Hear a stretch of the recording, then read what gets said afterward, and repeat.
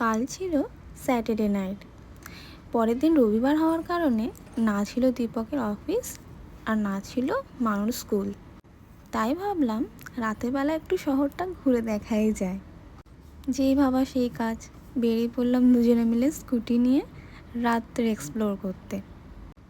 সকালের শহরটা যতটা বিজি, রাতের শহরটা কিন্তু ততটাই সুন্দর। কথা বলতে বলতে যাচ্ছি যে কি করব, কোথায় যাব। তো দীপক বলল চলো ইডলি মেহেদি বড়া খেয়ে আসি। আমি বললাম চলো। পরের দিন ছুটি হওয়ার কারণে কিন্তু অনেক আজকে ভিড় ছিল। স্যাটারডে নাইট বলে কথা বস, দেখছো কত ভিড় এখানে। এটা তো কিছুই নয়, যত রাত বাড়বে তত ভিড় বাড়বে। যারা মুম্বাই শহরে থাকে কম বেশি এই জিনিসটা সবাই চেনে।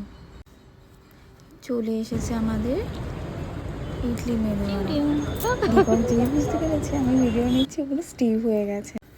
2:45 বাজে, চলো এবার বাড়ির দিকে যাওয়া যাক। বাচ্চারা ঘুমাচ্ছে। বাচ্চাদের ঘুম পাড়িয়ে 20-25 মিনিট কিন্তু অনায়াসে দেওয়াই যায় দুজনকে। ভিডিওটা যদি ভালো লাগে একটা লাইক অ্যান্ড সাবস্ক্রাইব দেওয়াই যায়।